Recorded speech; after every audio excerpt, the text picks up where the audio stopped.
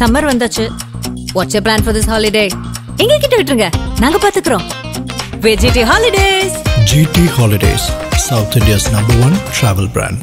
அடகில் இருக்கும் தங்க நகைகளை மீட்டு 10 நிமிடங்களில் பிரைம் கோல்ட் ஹப் மூலம் அதிக விலைக்கு விற்க 7997990028 தொடர்பு கொள்ளவும். தமிழ்நாட்டை பொறுத்தளவுல ஒரு காலத்துல கக்கன், காமராஜர், பசுமன் முத்துராமலிங்க தேவர், வ.உ. சிதம்பரனார் அப்படிப்பட்ட ஒரு மகத்தான தலைவர்கள்லாம் பிறந்த போராடி இந்த நாட்டில் ஆதவர்ஜனெல்லாம் இந்த நாட்டில் தமிழக அரசியலை உருவாக்கி அதை தீர்மானிக்கிறார்னு வரும்போது உண்மையிலே தமிழ்நாடு வெட்கி தலைகுனிய வேண்டிய ஒரு காலமாக தான் நான் பார்க்குறேன். என்னை பொறுத்தளவில் ஆதவர்ஜன் என்பவர் ஒரு அம்பு. அதை எய்தது திராவிட முன்னேற்ற கழகம். அவரை இயக்குவது இன்னும் அவங்க தான். ஏன்னா விதை ஒன்று போட்டால் சொர ஒன்றா முளைக்கும். நீங்கள் பாவக்காய் விதை போட்டீங்கன்னா பாவக்காய் தானே வரணும், புடலங்காய் வரக்கூடாதுல்ல. ஆனால் ஆதவர்ஜனாவுக்கு பாவக்காய் விதை போட்டால் புடலங்காய் வருது. இதுதான் இங்கே பிரச்சனையே. இதுல இன்னொன்னு, அதாவது அவர் அந்த வீடியோல சொன்ன விஷயம் என்னன்னா, அதிமுகவுடைய பொதுச் செயலாளர் நம்பி யாரும் கூட்டணிக்கு வரல அப்படின்னு. இப்ப பாக்குறோம் 2026ல பாஜக ஃபைனலைஸ் பண்ணிருக்காங்க, இப்போ தேமுதிக ஃபைனலைஸ் பண்ணிருக்காங்க. ஆனா வேற யாரும் பெரிய அளவுல வரல அப்படிங்கிற ஒரு பொதுத்தலை விமர்சனமும் இருக்கதானே செய்யும் அதிமுகவை நோக்கி. நான் கேட்கிறேன், தாவேக்காவோட எத்தனை கட்சிங்க கூட்டணிக்கு வந்திருக்கு? ஒரு கட்சியே சொல்லுங்க, வந்திருக்கா? ஏன் வரல? நீங்க தான் பெரிய மிட்டா மிராசு, பெரும் செல்வந்தர்கள். நீங்கள் நினைத்தால் ஒட்டுமொத்த தமிழ்நாட்டினுடைய இதையும் அப்படியே வளர்ச்சி பாதைக்கு கொண்டு போயிருவீங்க. ஏன் உங்ககிட்ட வரல? ஏன் திடீர்னு தமிழ்நாட்டினுடைய மாண்புமிகு முதலமைச்சர் மு.க. ஸ்டாலின் அவர்கள் ஏன் திடீர்னு இப்போ மாற்றுத்திறனாளை பற்றி யோசிக்கிறாரு? இன்னைக்கு மட்டும் ஏன் இளைஞர்களுக்கு கல்விக்கும் மாற்றுத்திறனாலேயே அந்த இளைஞர்கள் எல்லாம் ஒன்று சேர்க்கறதுக்கு கொண்டு வர்றீங்களே? விஜய் மீது பயம், ஒரு இளைஞர் பட்டாளம் அவரிடம் இருக்கிறது. அதை நாம அதிமுகவுடன் சேராம பார்த்துக்கிறணும். அதுக்குத்தான் திரு ஆதவர்ஜனா போன்ற சில அம்புகளை அவர்கள் ஏவி விடுகிறார்கள். ஆனா அது எடுபடாது. இந்த அண்ணா பல்கலைக்கழக விவகாரத்துல இன்னைக்கு அந்த ஞானசேகரனுக்கு 30 ஆண்டுகள் சிறை தண்டனை அப்படிங்கிறது விதிக்கப்பட்டிருக்கு. இது தங்களுக்கு கிடைத்த வெற்றி. இவ்வளவு ஸ்பீட் ட்ரையல் பண்ணி இதை செய்தது திமுக அரசு தான் அப்படின்னு சொல்லிட்டு திமுக ஆதரவாளர்கள், முதலமைச்சர் தொடங்கி எல்லாருமே அதை சொல்றாங்க அப்படிங்கிறத பார்க்கணும். இதை நீங்க எப்படி பாக்குறீங்க? இதை ஒரு தேர்தல் பிரச்சாரமாக 2026 எடுத்துவிடக் கூடாது. அதற்காக இந்த அவசர இன்ஸ்டன்ட் காஃபி மாதிரி இதை தமிழக அரசு விரைவுபடுத்தியிருக்குது, அவ்வளவுதான். ஆனால் முழுமையான நீதி கிடைத்திருக்குதா? கடவுளுக்கு தான் வெளிச்சம். ஆதரணியர்களுக்கு அன்பு வணக்கம். இந்த சிறப்பு நேர்காணலில் நம்முடன் இணைந்திருக்கிறார் அரசியல் விமர்சகர் அக்னீஸ்வரன் அவர்கள். வணக்கம் சார். வணக்கம் சார். ஆதவர்ஜன் பேசிய அந்த வீடியோ அப்படிங்கிறது மிக வைரலாக போச்சு. அதுவும் குறிப்பாக அதிமுகவுடைய பொதுச் செயலாளர் எடப்பாடி பழனிசாமி அவர்கள் தொடர்பாக பேசியிருந்தார். அதுக்கப்புறம் அவரே இப்போ வருத்தம் தெரிவிச்சுக்கிறாரு அப்படிங்கிற அந்த விஷயத்தையும் நம்ம பார்க்கிறோம்.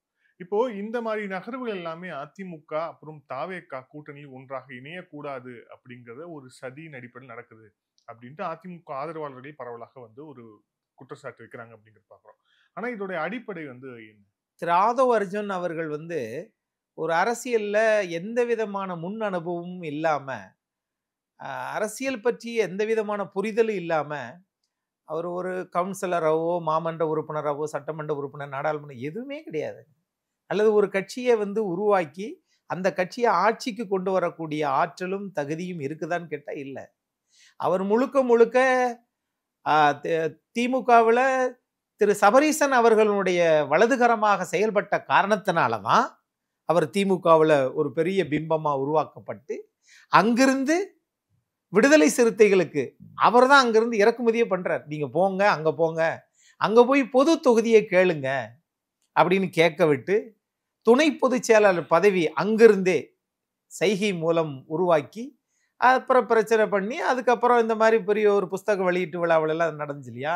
இப்போ இதெல்லாம் எதை காட்டுது அப்படின்னு கேட்டிங்கன்னா, தமிழ்நாட்டை பொறுத்தளவில் ஒரு காலத்தில் கக்கன், காமராஜர், பசுமன் முத்துராமலிங்க தேவர், வ.உ. சிதம்பரனார் அப்படிப்பட்ட ஒரு மகத்தான தலைவர்கள்லாம் பிறந்த போராடி இந்த நாட்டில் ஆதவர்ஜனெல்லாம் இந்த நாட்டில் தமிழக அரசியலை உருவாக்கி அதை தீர்மானிக்கிறார்னு வரும்போது உண்மையிலே தமிழ்நாடு வெட்கி தலைகுனிய வேண்டிய ஒரு காலமாக தான் நான் பார்க்குறேன். சார், உங்ககிட்ட நீங்கள் வினோத் சார்ட்ட ஒரு 4000 கோடி இருந்ததுன்னா ஒட்டுமொத்த தமிழக அரசியல்வாதிகளும் வாய்க்கு வந்தபடியெல்லாம் பேசுவீங்களா என்ன? சார் தமிழ்நாடு பண்பாடு நிறைந்த ஊரு சார். பல்வேறு இலக்கியங்கள் அந்த நம்மளை நாகரிகப்படுத்திய ஊரு சார். இந்த ஊர்ல இந்த மண்ணையும் இந்த கலாச்சாரத்தையும் நேசிக்க தெரியாத ஒருவர் பணம் வைத்திருந்தால் நீங்க ரிசர்வ் பேங்க் கவர்னர் கூட வாடகைக்கு எடுத்துருவீங்களா என்ன? ஆகவே அதிமுக என்பது ஒரு மிகப்பெரிய ஆலமரம்.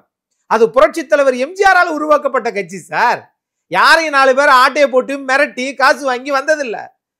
செல்வி ஜெயலலிதா அம்மா அவங்களுடைய நடிப்பும், ஜானகி அம்மா அவங்களுடைய சொத்தும், அவங்களுடைய உழைப்பும், புரட்சி தலைவர் எம்ஜிஆருடைய தியாகத்தினால் வந்த இயக்கம். அதே மாதிரி 50 வருஷம் ஒரு கட்சியில ஒரே கட்சியில இருந்தவர் திரு எடப்பாடி பழனிசாமி அவர்கள். ஒரு பெரிய ஆலமரத்திற்கு இணையான ஒரு இயக்கத்தில் நீங்க ஒரு 1000 ஆண்டு காலம் ஒரு பழமை வாய்ந்த ஒரு ஒரு பெரிய மரம் எப்படி இருந்தா எப்படி இருக்கும், அந்த மாதிரி தான் ஒரு 31 ஆண்டு காலம் தமிழ்நாட்டில் அரசியல் செய்து ஆட்சி படத்தில் இருந்ததுல இல்ல அப்படி இப்படின்னு விமர்சனம் பண்ணுவது என்னை பொறுத்தளவுல ஆதவர்ஜன் என்பவர் ஒரு அம்பு. அதை எய்தது திராவிட முன்னேற்ற கழகம். அவரை இயக்குவது இன்னும் அவங்க தான். விதை ஒண்ணு போட்டா சொர ஒண்ணா முளைக்கும்.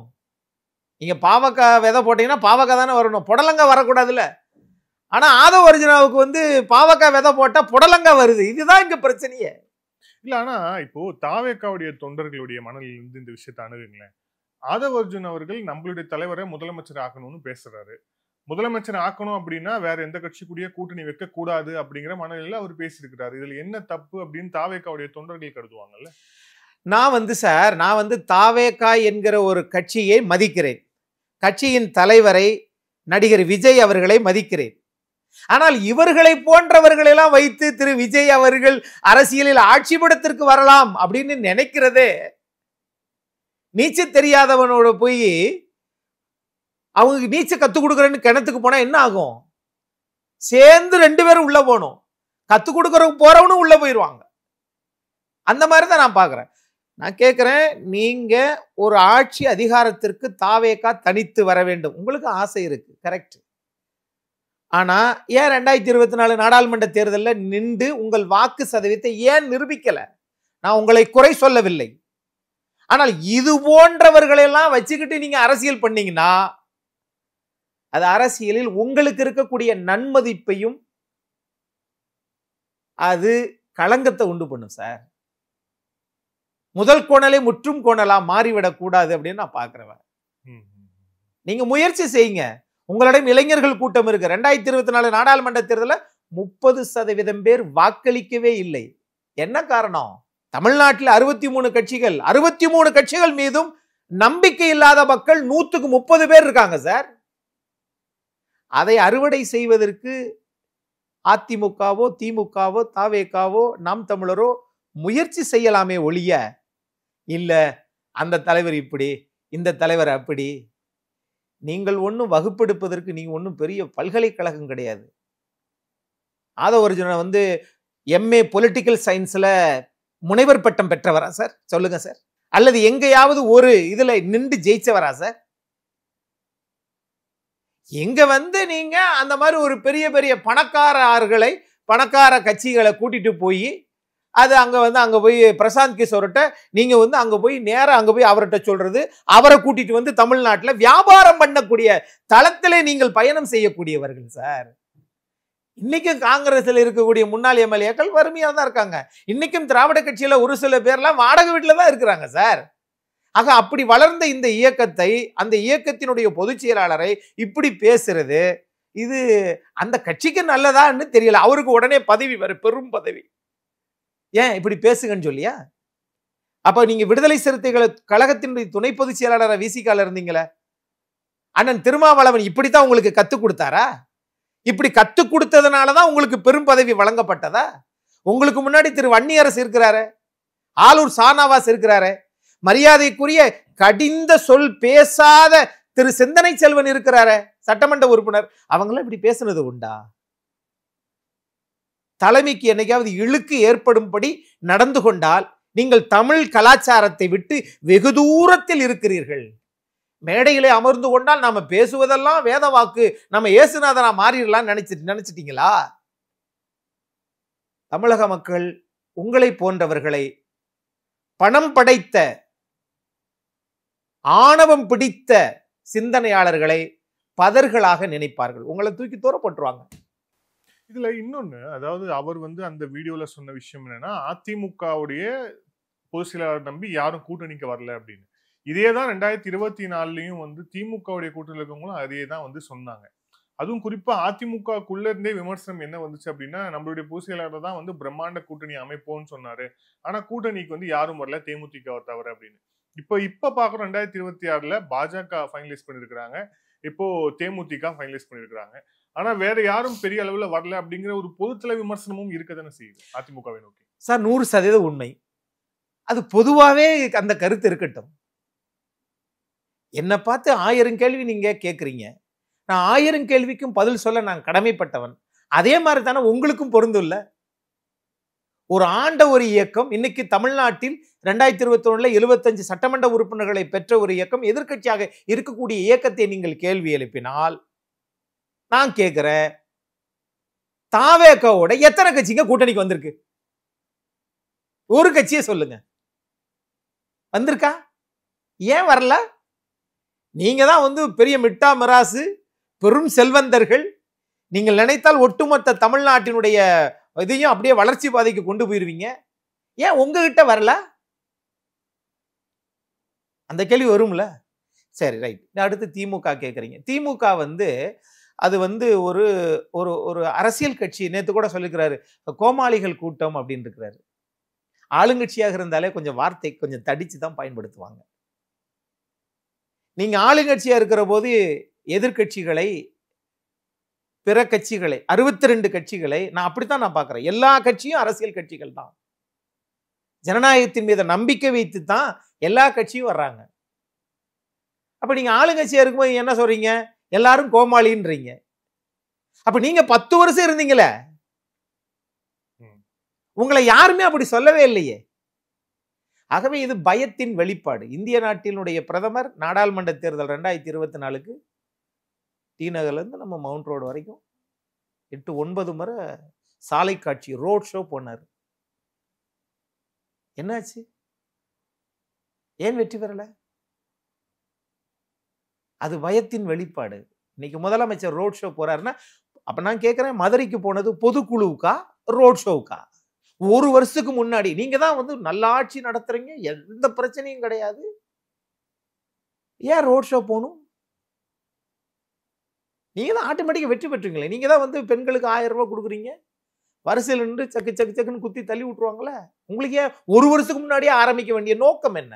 ஒரு போலி பிம்பத்தை கட்டமைக்கிறாங்க. ஆனா மக்கள் மத்தியில எல்லா தரப்பிலும் எல்லா அரசியல் கட்சிகளையும் சந்திக்கக்கூடிய அந்த ஒரு வாய்ப்பு எனக்கு கிடைப்பதனால, இந்த ஊடகத்தின் வழியாக அந்த வாய்ப்பு எனக்கு கிடைத்ததுனால இந்த ஊடகத்துக்கு தான் நான் நன்றி சொல்லணும். எல்லாரும் மனம் திறந்து பேசுகிறார்கள். நான் ஒரு யதார்த்த அரசியலை தான் நான் பார்ப்பேன். ஆகவே அவங்க எல்லாம் சொல்றது மிகப்பெரிய அதிருப்தியில் இருக்கிறாங்க சார். விவசாயிகளுக்கு பிரச்சனை, அரசு ஊழியர்களுக்கு பழைய ஓய்வூதிய திட்டம் பிரச்சனை, நீட்டு விலக்கு இன்ன வரைக்கும் கொண்டு வர முடியல. ஆகவே நீங்க எல்லா இடத்துலையும் சாதாரணமா வரி, சொத்து, எல்லா வரியும் உயர்த்தியாச்சு. அப்ப எல்லாம் உயர்த்தியதற்கு பிறகு, கடன் 9.25 லட்சம் கோடி வாங்கியதற்கு பிறகு மக்கள் என்ன நினைக்கிறாங்க? ஆகா, சரி ரைட்டு, 10 வருஷம் கழிச்சு நம்ம ஆட்சிக்கு வந்திருக்கிறோம். இந்த காலையில சாப்பிடாம மத்தியானம் பிரியாணி சாப்பிடும்போது ரொம்ப ஒரு பிளேட்டு தான் சாதம். காலையில சாப்பிட்டுட்டா மத்தியானம் ஒரு பிளேட்டு தான் நம்மளால யாராலையும் இந்த பெரிய பிளேட்டு சாப்பிட முடியும். இந்த காலையில சாப்பிடாம போனா 2 பிளேட்டு பிரியாணி சாப்பிட்ற மாதிரி 10 ஆண்டு காலம் ஆட்சிக்கு வந்ததற்கு பிறகு இவர்கள் 10 ஆண்டு காலம் ஆட்சியில் இருந்ததை போல் இன்னைக்கு செழிப்பாக இருக்கிறார்கள் என்றால் என்ன காரணம்? உள்ளாட்சி தேர்தல் நடத்துனீங்க, மகிழ்ச்சி. ஏன் 5 வருஷத்துக்கு முன்னாடி நடத்தின ஊரக உள்ளாட்சி தேர்தலை ஏன் உங்களால நடத்த முடியல? நீதிமன்றத்துல வழக்கு. சரி, திரு எடப்பாடி பழனிசாமி நாட்டுல முதலமைச்சரா இருக்கும்போது என்ன சொன்னீங்க? உள்ளாட்சி தேர்தல் நீங்க தானே கேஸ் போட்டீங்க உயர் நீதிமன்றத்துல. ஒழுங்கா அது பின்பற்றப்படவில்லை, சட்ட விதிகள் பின்பற்றப்படவில்லை. இன்னைக்கு அதே தானே இருக்கு. அப்ப நீங்க 5 வருஷம் என்ன செஞ்சீங்க? அதை கூட விட்டுருங்க சார். சென்னையில 4 மாமன்ற உறுப்பினர்கள் இறந்துட்டாங்க. ஏன் வார்டு தேர்தலை கூட ஏன் வைக்க மாட்டேங்கிறீங்க? பயம், அச்சம். அதிமுக வெற்றி பெற்று விடும் அல்லது பிற கட்சிகள் தங்கள் ஆளுமையானவர்கள் தோற்றுவிட்டால் காங்கிரஸ்காரங்க திமுக காரங்க 2-4 பேர் இறந்துருக்கிறாங்க. ஏன் வைக்க மாட்டேங்கிறீங்க? இல்ல நீங்க சொல்றதுல ஒரு விஷயம் என்னன்னா, அதிருப்தி இருக்குன்னு சொல்றீங்க. அரசு மேல அதிருப்தி இருக்குன்னு. அரசு மேல அதிருப்தி இருக்கிறது உண்மை. அதுல ஒண்ணும் மாற்று கருத்து இல்ல. ஆனா அதை அறுவடை செய்யக்கூடிய இடத்தில் இருப்பது யார் அப்படிங்கிற ஒரு கேள்வி இருந்துச்சு இல்ல. குறிப்பா இப்போ சீமான் இருக்கிறார். சீமான் இப்பவே சொல்லிட்டா நான் தனித்துதான் போட்டி, யாருடனும் கூட்டணி இல்லைன்னு திட்டவட்டமா அறிவிச்சிட்டாரு. விஜய் என்ன செய்ய போறாருன்னு தெரியல.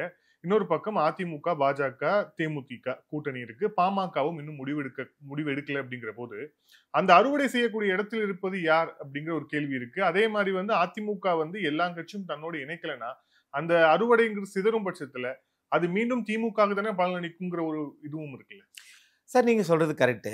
அவங்க கூட்டணியை ரொம்ப ரொம்ப நாளா ரொம்ப தேர்தலா ஒரே மாதிரி இருக்கிறாங்க.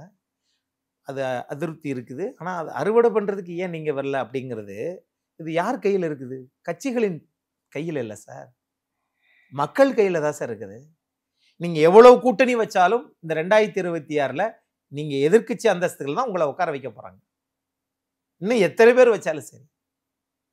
இன்றைக்கு தேமுதிக, அதிமுக, பாஜக அது மாதிரி பல கட்சிகள் அந்த கூட்டணியில் இருக்கிறாங்கல்ல, அதெல்லாம் உங்களுக்கு பெருசாவே எடுத்துக்கிற மாட்டீங்களோ? ஆனாலும் ஒரு பிம்பத்தை திரும்ப திரும்ப, ஒரு பொய்யை திரும்ப திரும்ப சொன்னா அது உண்மையாயிரும் அப்படின்னு திமுக நம்புறாங்க. காலை சிற்றுண்டி அது திரு எடப்பாடி பழனிசாமி அவர்கள் இருக்கிற போது நுங்கம்பாக்கத்தில் ஆரம்பிச்சாங்க. ஒரு வார்டில் ஆட்சி வரல, அதனால அது இது பண்ணிட்டாங்க. பெண்களுக்கு இலவச போக்குவரத்து பயணம். இப்போ அவங்க என்ன சொல்றாங்க, ஏப்பா இதை நாங்கள் கொடுத்து போக மாட்டோமா? ஆனால் எங்களுக்கு எல்லாத்தையும் கரண்ட் பில்லு அது இது மாதம் ஒரு தடவை எடுக்கிறீங்க, எடுக்கலை, எல்லாத்தையும் கூட்டி விட்டீங்க. சாதாரண விலைவாசி, சாதாரண ஒரு முட்டை இன்னைக்கு 7 ரூபாய் சார். அதை உங்களால் கட்டுப்படுத்த முடியுதா? காய்கறி முதல்ல கிடைக்குதா? கட்டுமான பொருட்கள் எல்லாம் சரியா இருக்குதா? முந்தைய ஆட்சியில் இருந்ததை விட இன்னைக்கு எடப்பாடி பழனிசாமி முதலமைச்சராக இருக்கும் போது 10,500 ரூபாய் இருந்ததுன்னா இன்னைக்கு 13,500 ரூபாய் குறைந்தபட்சம் தேவைப்படுகிறது. வாடகை ஏற்றியாச்சு, எல்லாமே ஏறிடுச்சு. படித்தவர்களுக்கு வேலை இல்லை. அப்போ இவங்களை பொறுத்தவரை இன்னைக்கு நான் ஏன் திடீர்னு தமிழ்நாட்டினுடைய மாண்புமிகு முதலமைச்சர் மு க ஸ்டாலின் அவர்கள் ஏன் திடீர்னு இப்ப மாற்றுத்திறனை பத்தி யோசிக்கிறாரு? இது தேர்தலில் வந்த பயம். அந்த மாற்றுத்திறனாளிகள், ஆசிரியர்கள், இடைநிலை ஆசிரியர்கள் பள்ளி கல்வித்துறை இயக்குநரகத்தில் நின்று போராட்டம் நடத்தினாங்களே குழந்தை குட்டியோட, எங்களுக்கு நீங்க சம்பளத்தை இது பண்ணுங்க அப்படின்னு கேட்டாங்களே, நிரந்தரமா பண்ணுங்கன்னு கேட்டாங்களே. அப்பெல்லாம் மாற்றுத்திறனாளிகள் பத்தி தமிழ்நாட்டுடைய முதலமைச்சருக்கு தெரியலையா? காவல்துறை அடிச்சு விரட்டினாங்களே. இதே கலைஞர் கருணாநிதி அவர்கள் 2 ஆண்டு காலத்திற்கு மேல் மாற்றுத்திறனாளிகளாக இருந்து நீங்கள் அரசு பதவியில் வந்தால் அவங்கள நீங்க நிரந்தரமாக்க வேண்டும் என்று திமுக ஆட்சியிலே ஒரு இருக்க ஜீவோ இருக்க, கவர்மெண்ட் ஆர்டர் இருக்குது. அதெல்லாம் நீங்க பாக்குறீங்களா? இன்னைக்கு மட்டும் ஏன் இளைஞர்களுக்கு கல்விக்கும் மாற்றுத்திறனாளி அந்த இளைஞர்கள் எல்லாம் ஒண்ணு சேர்க்கறதுக்கு கொண்டு வர்றீங்களே? விஜய் மீது பயம். ஒரு இளைஞர் பட்டாளம் அவரிடம் இருக்கிறது. அதை நாம அதிமுகவுடன் சேராம பார்த்துக்கிறணும். அதுக்குத்தான் திரு ஆதவர்ஜுனா போன்ற சில அம்புகளை அவர்கள் ஏவி விடுகிறார்கள். ஆனா அது எடுபடாது. அப்படிதான் நான் பாக்குறேன். இதுல இப்ப 2026க்கான இந்த கருத்து கணிப்புகள்லாம் வந்துகிட்டு இருக்கு. இந்த கருத்து கணிப்புல கூட ஒரு 3 கருத்து கணிப்புகள் நம்ம பார்த்தோம். அந்த 3 கருத்து கணிப்புல கூட இப்போ ஆஸ் ஆஃப் நவ் பார்த்தோம் அப்படின்னா எட்ஜ் டிஎம்கேக்கு தான் இருக்கு. அதாவது பெருவாரியான வெற்றி இல்லைனாலும் கூட ஒரு எட்ஜில திமுக ஜெயிக்கும் அப்படிங்கிறது தான் எல்லா கருத்து கணிப்புகளும் சொல்லக்கூடிய ஒரு விஷயமாக இருக்கு. இது ஏதாவது மெசேஜா? அதாவது தன்னுடைய தவறுகளை வெளிக்காட்டாம இருப்பதற்காக இன்றைக்கு சில யுக்திகளை கையாளுகிறார்கள். அதுல ஒரு யுக்தியாகத்தான் நான் அதை பார்க்கிறேன். பல்வேறு யுக்திகளை அவர்கள் திரும்ப திரும்ப பண்ணிக்கிட்டே இருக்கிறாங்க.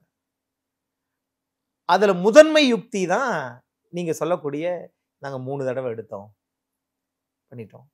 அரவிந்த் கெஜ்ரிவால் 4வது முறையாக வெற்றி பெறுவார் என்று கருத்து கணிப்பு சொன்னது. ஏன் மண்ணை கவ்வினார்? கருத்து கணிப்பு எடுத்தவங்க களத்துல போய் எடுத்தாங்களா அல்லது உண்மையான மக்களினுடைய கருத்துக்களை கேட்டாங்களா? கிடையாது.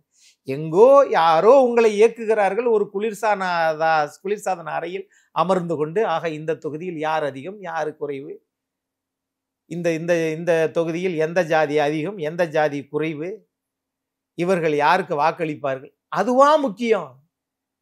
அரசாணை 40 அதிமுக மதுரை மாவட்டம் செக்கானூரில் போராடினாங்க. இன்ன வரைக்கும் கல்வித்துறை அமைச்சர் திரு அன்பில் மகேஷ் பொய்யாமொழி அவர்கள் அந்த அரசாணை 40 ரத்து செஞ்சாங்களா இல்லையா? விடையே தெரியல. இப்ப எதிர்கட்சி தலைவர்களுக்கு நாங்கள் பதில் சொல்ல மாட்டோம்னு இன்னைக்கு சொல்றாரு தமிழ்நாடு முதலமைச்சர். இன்னைக்கு 27 தீர்மானம் பொதுக்குழுவுல போட்டிருக்கிறாங்க. அதுல 27 தீர்மானங்கள் வந்து நாங்க கச்சத்தீவை மீட்போம், அதை செய்வோம், இதை செய்வோம். கச்சத்தீவை கொடுத்ததே நீங்க தானே. அப்ப நீ கொடுத்தது கலைஞர் கருணாநிதி, அதை திரும்ப பெறுவோம் என்று தீர்மானம் போடுவது கலைஞர் கருணாநிதியினுடைய புதல்வர், நாட்டின் முதல்வர் திரு மு.க. ஸ்டாலின் அவர்கள். இது கிடைக்கலன்னு வச்சுக்கோங்களேன், அடுத்து துணை முதலமைச்சர் அதே பல்லவி தான் பாடுவாங்க. சரணம் பல்லவி எல்லாம் இவங்களா எழுதிக்கிறது சார். ஆனா மக்கள் இவர்களை ஏற்றுக்கொள்ள தயாராக இல்லை அப்படின்ற பார்வையில் தான் நான் பார்க்கிறேன். இந்த அண்ணா பல்கலைக்கழக விவகாரத்துல இன்னைக்கு அந்த ஞானசேகரனுக்கு வந்து 30 ஆண்டுகள் சிறை தண்டனை அப்படிங்கிறது விதிக்கப்பட்டிருக்கு. ஆனா யார் அந்த சார் அப்படிங்கிற அந்த கேள்விக்கான விடை அப்படிங்கிறது இன்னைக்கு வரைக்கும் கிடைக்கல. அவர் தான் அந்த கேஸ்ல ஒரே ஒரு குற்றவாளி அப்படின்ட்டு வந்து சார்ஜஸ் வந்து ஃப்ரேம் பண்ணி முடிச்சிருக்கிறாங்க. இது வந்து தங்களுக்கு கிடைத்த வெற்றி, இவ்வளவு ஸ்பீட் ட்ரையல் பண்ணி இதை செய்தது வந்து திமுக அரசு தான் அப்படின்னு சொல்லிட்டு திமுக ஆதரவாளர்கள், முதலமைச்சர் தொடங்கி எல்லாருமே அதை வந்து சொல்றாங்க அப்படிங்கிறத பாக்குறோம். இதை நீங்க எப்படி பாக்குறீங்க? நீதிமன்ற தீர்ப்பு நான் எதுவுமே சொல்லல. ஆனா சிபிஐ நடத்தின பொள்ளாச்சி வழக்குல சாகும் வரை ஆயுள். ஆனால் மாநில அரசு நடத்திய திரு ஞானசேகரன் அவர்களுக்கு 30 ஆண்டு காலம். அடுத்து பேரறிஞர் பெருந்தகை அண்ணா பிறந்த நாளில் நன்னடத்தை சான்றிதழின் அடிப்படையில் ஞானசேகரன் திராவிட முன்னேற்ற கழகத்தால் விடுவிக்கப்பட்டாலும் ஆச்சரியப்படுவதற்கில்லை. இதுதானே உண்மை. அவர் யாருடன் பழகினாரு, எந்த படுக்கை அறையில் சென்று பிரியாணி சாப்பிட்டாரு, அவங்களெல்லாம் நீங்க ஆட்சி அது அரசு அதிகாரத்தில் இருக்கிறாங்க, அமைச்சரா இருக்கிறாங்க, மேயரா இருக்கு, துணை மேயரா இருக்கிறாங்க, அவங்களெல்லாம் ஏன் ஒரு 29 சாட்சிகள்ல ஒரு சாட்சியை கூட விசாரிக்கல? ஏன்? அதுவும் பாலியல் வழக்குத்தான். பொள்ளாச்சி சாகும் வரை ஆயுள், 85 லட்சம் ரூபா தண்டத்தொகை, ஃபைன் அமௌண்ட். ஆனா இது 30 வருஷம். நீங்க போட்ட இன்னைக்கு இருக்கிற போட்ட சட்டம், நீங்க சட்ட திருத்தம் தமிழ்நாட்டில் கொண்டு வந்தீங்கல்ல இந்த பாலியல் குற்றச்சாட்டுகளுக்காக, அப்ப அதெல்லாம் வந்து எப்படி? ஆகவே இவங்க கொடுத்தது ஒரே ஒரு குற்றவாளி, 29 சாட்சியங்கள், அவர் மேல 17 வழக்கு இருக்குது. அந்த 17 வழக்குல பள்ளிக்கரணையில 5 வீட்டுல போய் அடிச்சு பூட்டை உடைச்சு 200 பவன் நகையை திருடி இருக்கிறாப்புல. காஞ்சிபுரம் பவளவிழா, திராவிட முன்னேற்ற கழக பவளவிழா கூட்டத்துக்கு சொகுசு கார் சார். ஒரு பிஇ படித்தவர் ஒரு 10,000 ரூபாய் சம்பளத்திற்கு ஒரு இருசக்கர வாகனம் வாங்குறதுக்கு 1 லட்சம் ரூபாய் ஆகுது சார். ஆனால் ஒரு பிரியாணி கடை நடத்தி இருக்கிறவர் ஒரு தார்ன்ற காரு, விலை உயர்ந்த சொகுசு கார்ல போறாருன்னு சொன்னா இந்த திராவிட முன்னேற்ற கழக ஆட்சிக்கு அது ஒன்றே சாட்சி அப்படின்னு நான் பார்க்கிறேன்.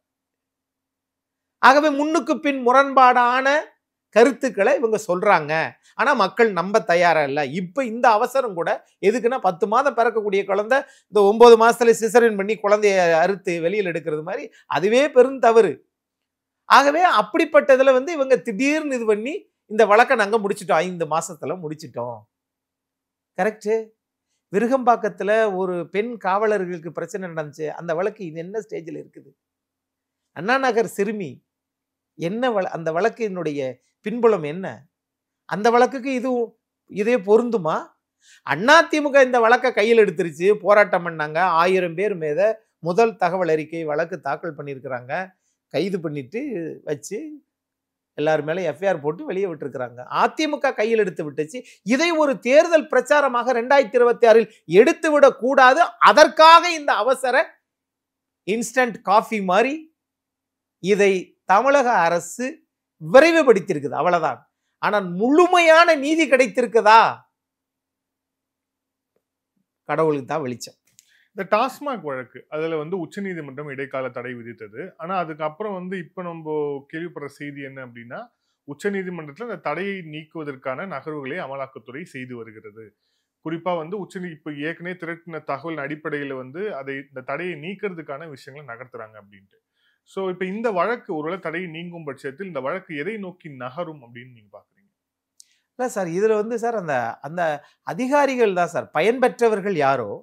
ஆனா அதிகாரிகளை வந்து இவங்க வந்து கொடுத்தது திரு விசாகன் ஐஏஎஸ், ஒரு நல்ல அதிகாரி. ஆனால் அந்த அதிகாரியை நீங்கள் சம்மன் அழைச்சிருக்கிறீங்க. திருமதி சங்கீதா, ஜோதி சங்கர், இவங்களெல்லாம் நீங்க கொடுத்து அழைச்சிங்கல்ல. இவங்க என்ன பண்ணியிருக்கணும், அந்த விசாரணைக்கு போயிருக்கணும் அல்லது நீதிமன்றத்துல தடை பெற்றிருக்கணும். ரெண்டுமே பெறல. அது இந்த அரசு திண்ணக்கமா விடு பார்த்துக்கலாம் என்ன நடந்துரும் என்று ஒரு அசட்டு துணிச்சலாக அவங்க இருந்தாங்க. அப்படிதான் நான் பார்க்குறேன். ரெண்டாவது, அவங்களுடைய திரு விசாகன் அவங்களுடைய மனைவியெல்லாம் கூப்பிட்டு விசாரிப்பதற்கு நீங்க என்ன சம்மன் கொடுத்தீங்களா? அது அமலாக்கத்துறை செய்த தவறு. அவங்க பையனெல்லாம் அழைச்சி விசாரிக்கிறது அது எப்படி? சம்மனே கொடுக்காம அழைப்பே இல்லாம ஒரு அரசு அதிகாரியனுடைய குடும்பத்துல பிறந்த யாரை வேணாலும் கூப்பிட்டுருவீங்களா? பேரம் பேத்தி தாத்தா கொள்ளுப்பாட்டை எல்லாத்தையும் கூப்பிட்டுருவீங்களா? ஆகவே இந்த அரசு யாராக இருந்தாலும், திரு செந்தில் பாலாஜி திராவிட முன்னேற்ற கழகத்திற்கு ஒரு தான் பெரிய தூண் என்று நினைத்தார். அப்படின்னா பேரறிஞர் பெருந்தகை அண்ணா, வேலூரில் பிறந்த சிந்தனை சிற்பி சிபி சிற்றரசு, அவங்க வாரிசுகள்லாம் எங்கே? ஆசை தம்பி அவங்கெல்லாம் இப்ப எங்க இருக்கிறாங்க? அவங்கெல்லாம் யாருன்னு கேட்பாங்க இன்னும் கொஞ்ச நாள்ல திமுகவில். ஆகவே இவர்கள் திட்டமிட்டு அது அன்பழகன் ஐயா அன்பழகனிலிருந்து எல்லா பேரையும் ஓரங்கட்டி, நாவலர் நெடுஞ்செழியன் நடமாடும் பல்கலைக்கழகம், he is the only leader in Tamil Nadu, he is a extempore leader. ஆகவே தன்னுடைய பெயரை நாராயணசாமி என்ற பெயரை நெடுஞ்செழியன் என்று மாற்றி தமிழ் சொற்களால் இந்த நாட்டில் நாம் பயணிக்க வேண்டும் என்று நினைத்த மனிதர்களுடைய வாரிசுகள் எங்கே? எவ்வளவு படிப்பு படிச்சவங்க. சீனிவாசன் என்ற பெயரை தனது பெயரை இரா செழியன் என்று மாற்றிக்கொண்டார். 22 ஆண்டு காலம் பேரறிஞர் பெருந்தகை அண்ணாவினால் நாடாளுமன்ற உறுப்பினராக இருந்தார். நாஞ்சில் மனோகரன், அவங்க வாரிசுலாம் எங்கப்பா போச்சு? அது என்னப்பா கலைஞர் வாரிசு மட்டும் திமுகவை அந்த 86 கிரவுண்டையும் நீங்க மட்டும்தான் அனுபவிக்கணுமா? இந்த நாட்டுல திமுகவில் யாருமே கேள்வியை கேட்க தெரியாதா? மன்னராட்சியா நடக்குதுங்க, அதை அவங்க பார்த்துக்குருவாங்கன்னு வச்சுக்கோங்க. ஆகவே இன்றைக்கு எல்லாருமே ஒருத்தருக்காக நாம் அவர்களுடைய பின்வழியாக இருந்தால், அவரை புகழாரம் சூட்டினால் நமக்கு என்ன சின்ன ஒரு பதவி, அவங்கள பொறுத்தவரை சின்ன பதவினா கட்சியவா கேட்கிறாங்க. திரு ஆர் ராசா அவர்களுக்கு ஏன் கட்சியினுடைய துணை பொதுச் செயலாளரை கொடுக்க கூடாதா? ஒரு வருஷம் திகார் சிறைச்சாலையில் இருந்தார்ல. அக்கா கனிமொழி இருந்தாங்கல்ல, அவங்களை ஏன் துணை முதலமைச்சர் ஆக்க மாட்டேங்கிறீங்க? அல்லது கட்சியில உயர்ந்த பொறுப்பு கழகத்தின் துணை பொதுச் செயலாளரை ஏன் ஆக்க மாட்டேங்கிறீங்க? பயம், நாளை ஏதாவது கேட்டுருவாங்களோ. அதுக்குத்தான் மதுரையில ரோட் ஷோ போயிருக்கிறார் தமிழ்நாட்டினுடைய மாண்புமிகு முதலமைச்சர். 10 சட்டமன்ற தொகுதி மதுரையில 2021 யார் யார் ஜெயிச்சா? அதுல 5 அதிமுக, 5 திமுக. மதுரையிலிருந்து கன்னியாகுமரி நாகர்கோவில் வரைக்கும் திரு உதயநிதி ஸ்டாலின் அவர்களுக்கும் சகோதரி கனிமொழி அவங்களுக்கும் எந்த விதமான முரண்பாடுகளும் இல்லை. ஆகவே அடுத்த வாரிசு, அடுத்த மன்னர் திரு உதயநிதி ஸ்டாலின் அவர்கள்தான் என்பதை பறைசாற்றுவதற்காகத்தான் தமிழ்நாட்டுடைய முதலமைச்சர் அன்னைக்கு வந்து சாலை காட்சி போயிருக்கிறார். அப்ப பொதுக்குழுக்காக போகல, அப்படித்தானே? ஆகவே இங்க வந்து நாட்டு நலன் கருதி திராவிட முன்னேற்ற கழகம் செயல்படல. ஆனா ஆட்சி அதிகாரத்துல வச்சுக்கிட்டு அரசு இயந்திரத்தை பயன்படுத்தி நாங்கள் நல்லாட்சி வழங்குகிறோம் என்று திரும்ப திரும்ப ஒரு பொய்யை சொல்லிக்கிட்டே இருக்கிறாங்க. ஏங்க நீங்க என்ன பொய்யை சொல்லுங்க. 7.5 என்ற ஒன்றை கொண்டு வந்தார் திரு எடப்பாடி பழனிசாமி. உங்களால ஏங்க அதை 10% கூட மாற்ற முடியல? தமிழர்களுக்கு நல்லது செய்வதற்கு, தமிழர்களுடைய வாழ்வாதாரத்தை உயர்த்துவதற்கு நீங்கள் ஏதாவது ஒரு வேலை செஞ்சேன்னு சொல்லுங்க. ஒரு வேலை. கண்டிகை நீர்த்தேக்கத்தை கொண்டு வந்தார். அங்க வந்து நீங்க வந்து சேலத்துல வந்து தலவாசல்ல 1000 ஏக்கர் கால்நடை பூங்கா, 1200 கோடி. அந்த மாதிரி ஒரு திட்டத்தை நீங்க சொல்லுங்க. கேட்டா நான் முதல்வன் திட்டம். சார் நீங்க தான் சார் முதல்வர். அதனால் பயனடைந்தவர்கள் எத்தனை சதவீதம், அது எங்கே அந்த அலுவலகம் இருக்கிறது, யார் பயன்பெற்றது என்ற ஆதாரம் தரவுகள் உங்களிடம் உண்டா?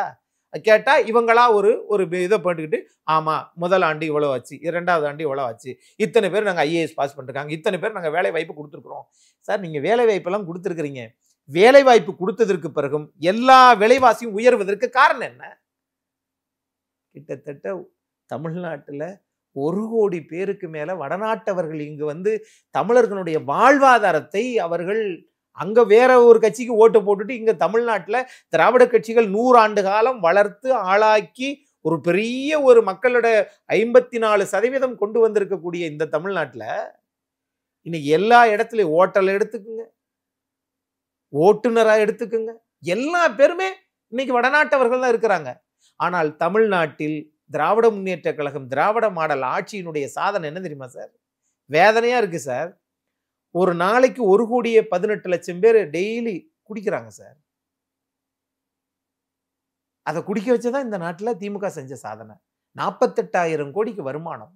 ஆனா நீங்க எதிர்கட்சியா இருக்கும்போது என்ன சொன்னீங்க? அப்படி கருப்பு கொடியை கட்டிக்கிட்டு நாங்கள் வந்து எல்லா மாவட்ட செயலரும் நீங்கள் நின்றீங்க. இப்போ எதிர்கட்சியாக இருக்கும்போது ஒரு பேச்சு பேசுகிறீங்க, ஒரு நாடகம் போடுறீங்க. ஆளுங்கட்சியாக வந்ததுக்கு பிறகு அரசாங்கத்தை மக்களை சரியாக வழிநடத்தாத ஒரு அரசாங்கமாக தான் நான் பார்க்குறேன். நன்றி சார். பல்வேறு கேள்வி. Thank you sir. Thank you so much. மிக்க நன்றி, மிக்க நன்றி.